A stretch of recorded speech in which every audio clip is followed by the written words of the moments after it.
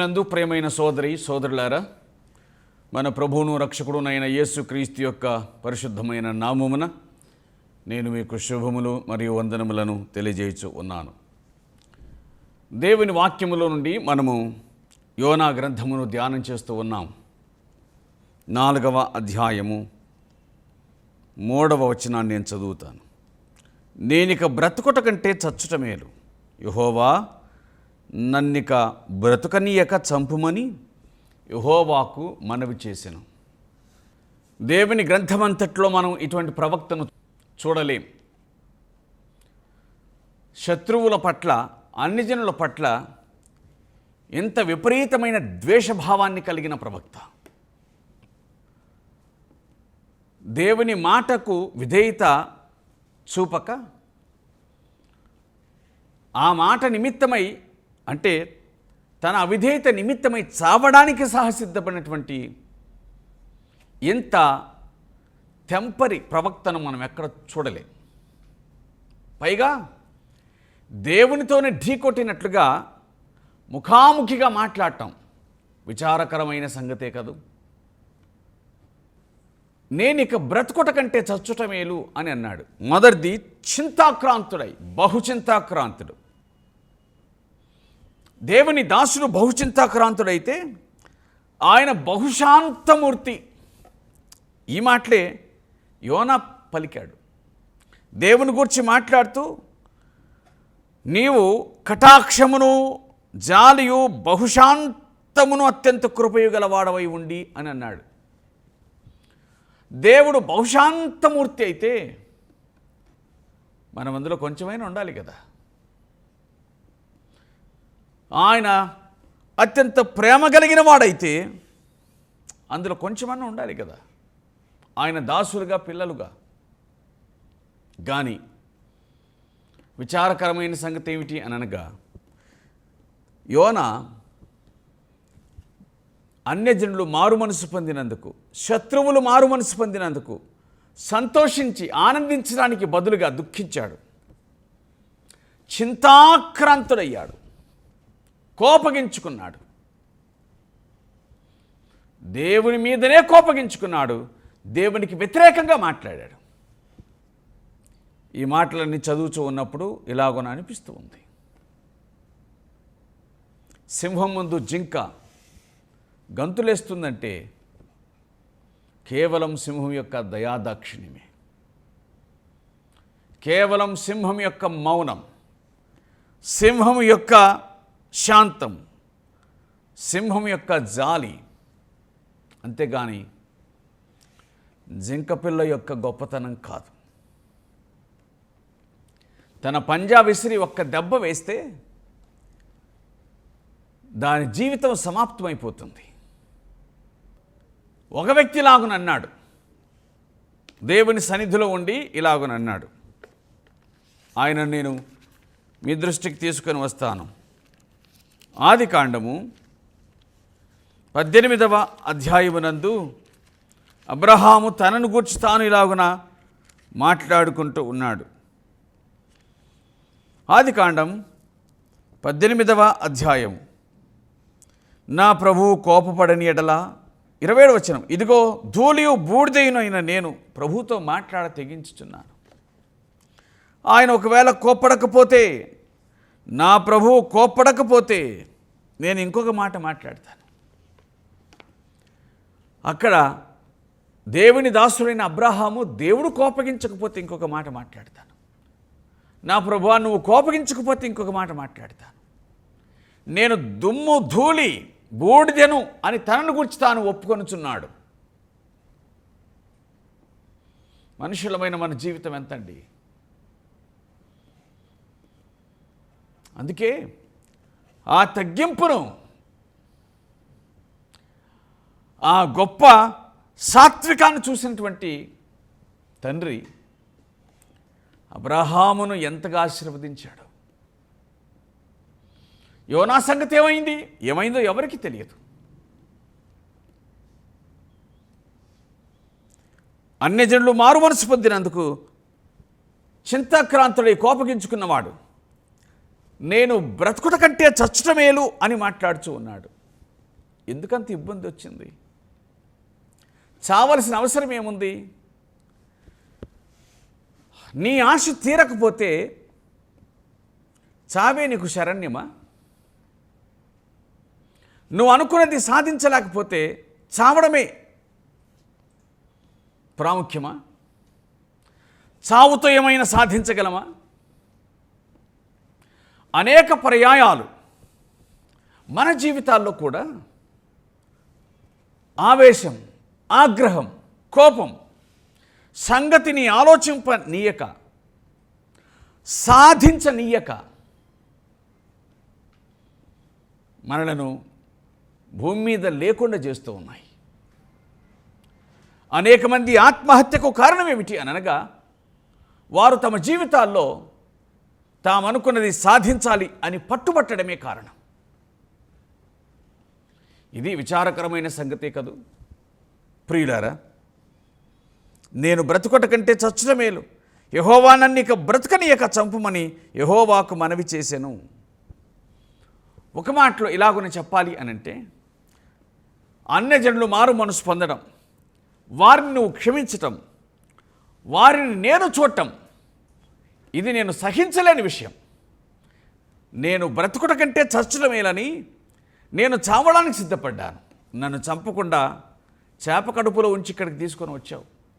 నేను ఏవి వద్దనుకున్నానో, నేను ఏవి చూడకూడదు అనుకున్నానో వాటిని చూసేటట్లుగా చేస్తూ ఉన్నావు. కాబట్టి నేను బ్రతుకుట కంటే చచ్చుట మేలు, నన్నిక బ్రతకనీయక చంపుమని యెహోవాకు మనవి చేశాను. ఎందుకంటే నాకై నేను చనిపోవాలని సముద్రంలో వేయమంటేను అక్కడి నుంచి నన్ను బతికించి తీసుకొచ్చావు. ఇప్పుడు నేను అటువంటి ఏ ప్రయత్నం చేసినా దానికి తమరు అనుమతించరు. కాబట్టి ప్రభువా నన్ను చంపు అని అంటూ ఉన్నాడు. విచారకరమైన విషయాలండి. నీ ఆశ నెరవేరకపోతే, నువ్వు అనుకున్నది సాధించకపోతే, పొందలేకపోతే చావు దానికి పరిష్కారం కాదు కదా. అసలు దానికంటే ముందు నీ కోరిక న్యాయమేనా? దానికంటే ముందు నీ కోరిక సబబేనా? దానికంటే ముందు నువ్వు దేన్ని ఆశిస్తూ ఉన్నావో నిజంగా అది న్యాయమైందేనా నీ ఆశ? అది నీ కోణంలో కాదు, దేవుడి కోణంలో చూడు. అందుకు యెహోవా నీవు కోపించుట న్యాయమా అని అడిగాను. అందుకు యెహోవా నీవు కోపించుట న్యాయమా అని అడిగాను. ఎంత ప్రేమ కలిగిన వాడు! ఆయన ఎంత శాంతంగా మాట్లాడుతున్నాడు. నువ్వు కోపించడం నిజంగా న్యాయమేనా? కోపం తప్పు కాదు. నువ్వు కోపించట్లో న్యాయం ఉందా? నీది న్యాయ కోపమా, అన్యాయ కోపమా? కోపం తప్పు కాదు.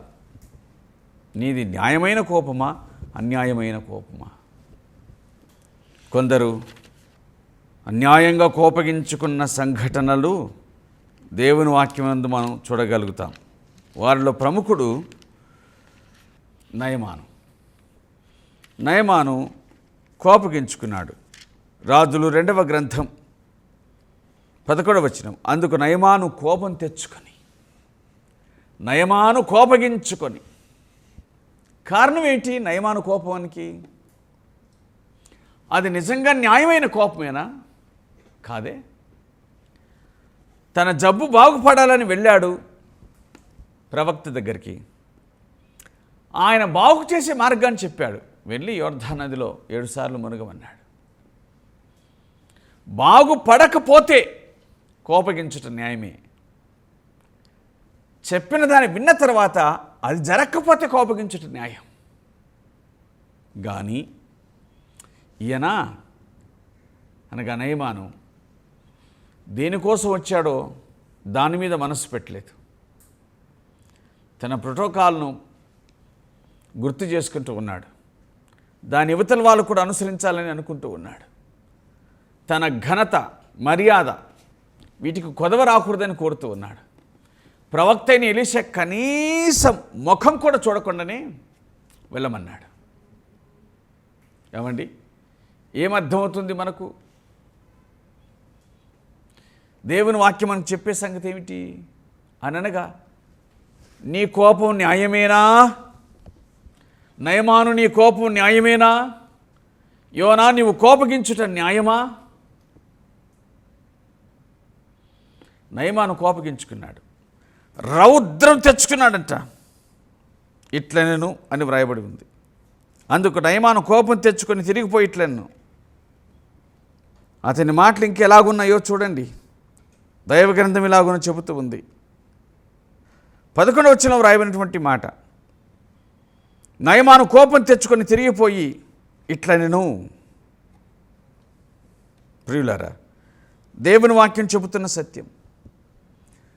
కోపం బాగుపడకుండా, తన సొంత కోపం తను వచ్చిన పని కాకుండా,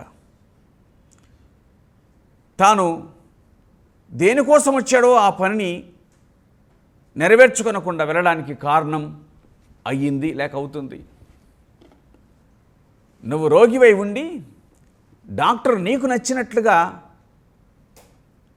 చికిత్స చేయాలని అనుకోవద్దు. నువ్వు రోగివి అంతే, ఆ సంగతిని అడ్మిట్ చెయ్యి, దాన్ని అంగీకరించు. వైద్యుడు తన జ్ఞానమును బట్టి నిన్ను బాగు చేయడానికి కావలసిన చికిత్సను అందిస్తాడు. అంతేగాని రోగి వైద్యునికి ఏ విధంగా చికిత్స చేయాలో చెప్పకూడదు. ప్రియులారా, నయమాను తన మనస్సులో ఒక ఆలోచనను కలిగినటువంటి వాడు. నా దగ్గరకు ప్రవక్త వచ్చి ఇలాగున చేయాలి అనేటువంటి ఒక ఆలోచనను కలిగిన వాడు. ముందుగానే తన మనస్సులో ఆ ప్రవక్త తనకు ఏం చేస్తే బాగుంటుందో అనే సంగతిని అతడు ఊహించి తన మనస్సులో ఉంచుకున్నాడు. అవి జరగకపోయేసరికి అతడు కోపగించుకున్నాడు. నయమాను కోపం న్యాయమైన కోపం కాదు. నయమాను కోపంలో న్యాయం లేదు. యోనా కోపంలో న్యాయం లేదు. రాజులు 2వ గ్రంథం 5వ అధ్యాయం నందు చూడగా 13వ వచనం, అయితే అతని దాసుల్లో ఒకడు, నాయనా, ఆ ప్రవక్త ఏదైనా ఒక గొప్ప కార్యం చేయమని నియమించినట్లా నీవు చేయకుందువా? అయితే స్నానం చేసి శుద్ధుడవు కమ్మన్నమాట దానికంటే సులభమైంది కదా అన్నాడు. 12వ వచనాన్ని చూడగా రౌద్రుడై తిరిగి వెళ్ళాను అనే మాట వ్రాయబడింది. కోపం రౌద్రంగా మారింది. కోపంతో ప్రారంభమైన సంభాషణ తీవ్ర రూపం దాల్చి రౌద్రానికి వెళ్ళింది. కోపగించే వాళ్ళు కొంచెం నిదానించితే మంచిది.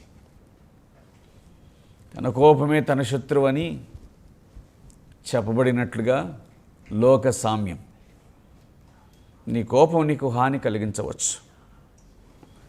నీ కోపం నీకు భౌతిక నష్టాన్ని, ఆత్మ సంబంధమైన నష్టాన్ని కూడా కలిగించవచ్చు.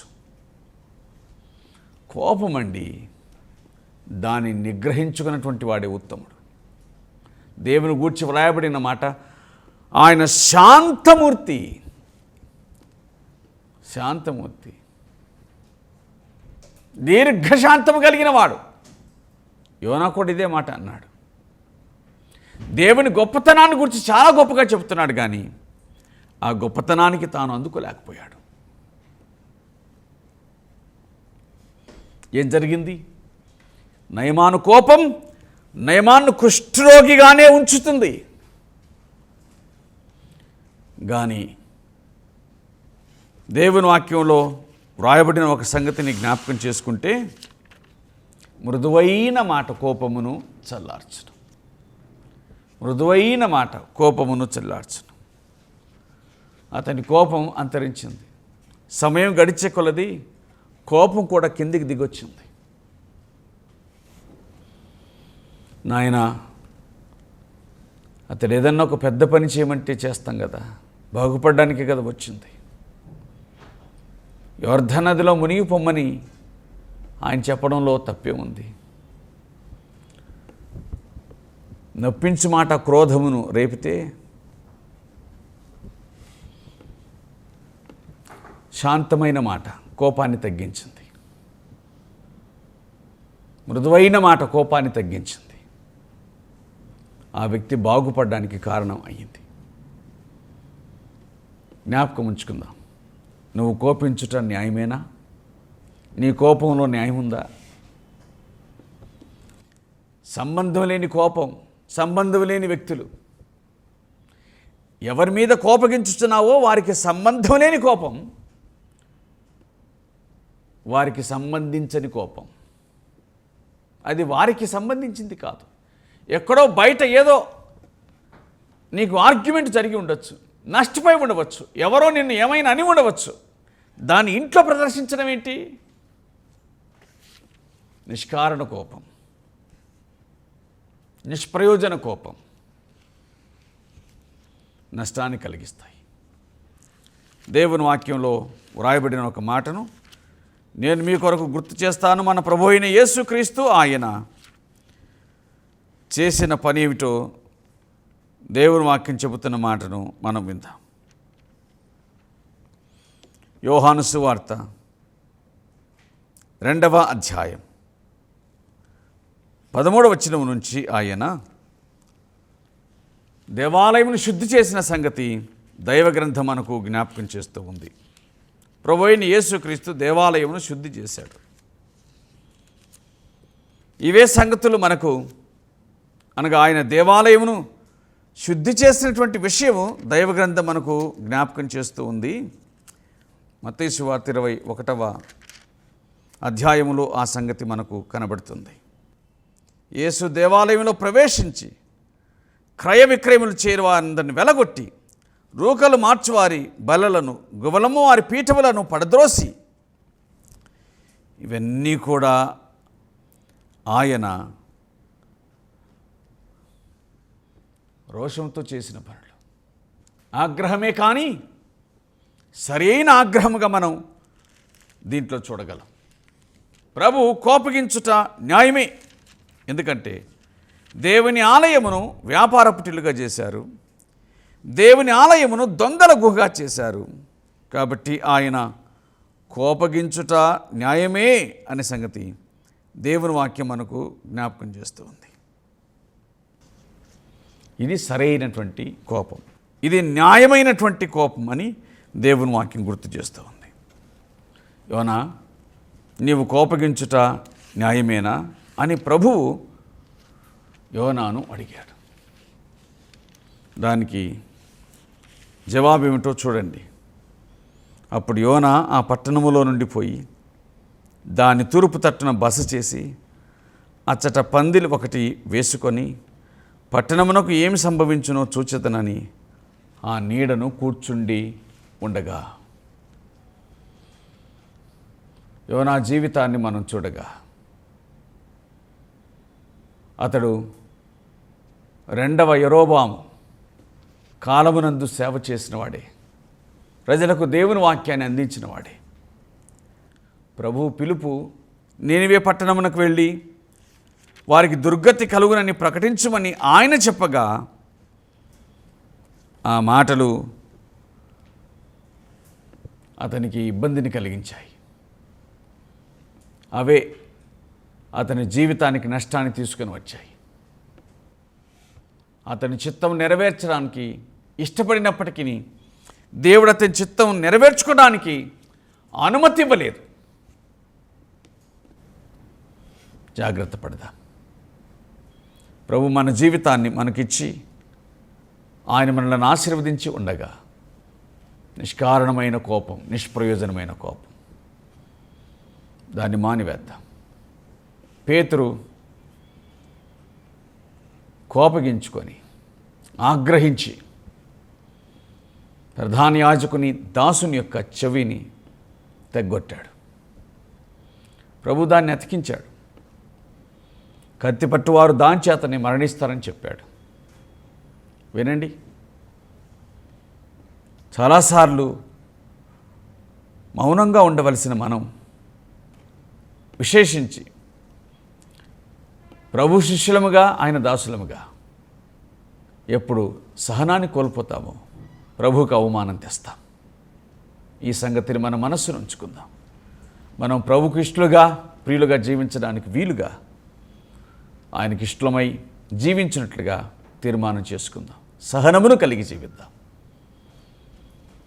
మన ప్రభు ఆయన సహనమును వహించిన వాడై గొప్ప కార్యాన్ని జరిగించాడు. శత్రువులు ఆయన దూషించువారు, హేళన చేయవారు, ఉమ్మివేయవారు ఆయనను ఎన్ని విధాలుగా అపహసించినను సహనం వహించి కోపం తెచ్చుకొనక మన నిమిత్తము సమస్తమును భరించిన హేతువు చేత ఈ దినమున రక్షణ పొందడానికి అవకాశం కలిగింది. అందువలన ప్రభువానికి స్తోత్రం అని చెప్పగలుగుచున్నాం. ఆయన స్తుతించి ఆరాధించగలుగుచున్నాం. ప్రియులారా, ప్రభునికి ఇష్టమై జీవిద్దాం. అట్టి కృపను ఆయన మనకు అనుగ్రహించునుగాక. ఆమేన్. ప్రేమ కలిగిన తండ్రి, మీకు స్తోత్రాలు. మిమ్మల్ని స్తుతించి కొనియాడుచుంటున్నాం. ఈ నామాన్ని గణపరుస్తూ ఉన్నాం. మా జీవితంలో అనవసర కోపమును తొలగించుకొని మీ శాంతమును అలవర్చుకొని జీవించడానికి సహాయం చేయమని వేడుకుంటూ మీ మాటలు విన్న వారిని దర్శించమని ప్రభు అయిన క్రీస్తుపేట వేడుకొంచున్నాము తండ్రి. ఆమేన్.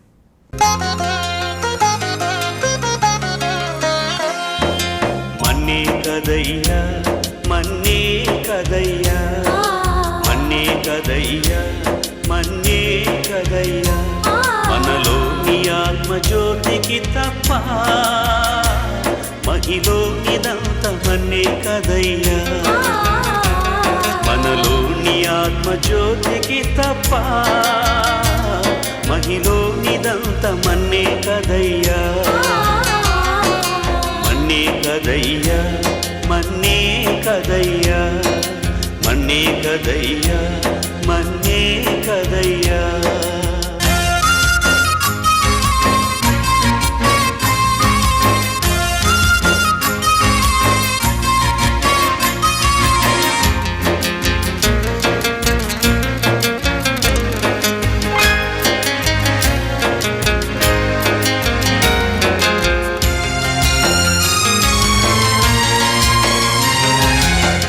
మంచిదంచువకని ముంచి సంచిలోన ఉంచిన మిల్చిన బంగారము పెంచిన నీ దేహము,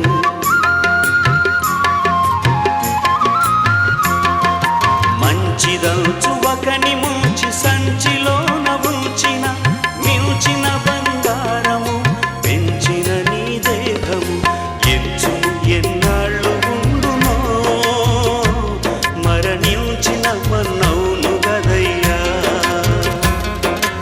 ఎంచుము ఎన్నాళ్ళు ఉండునో మరణించిన మన్నౌను గదయ్యా, మన్నే కదయ్యా, మన్నే కదయ్యా, మన్నే కదయ్యా, మన్నే కదయ్యా.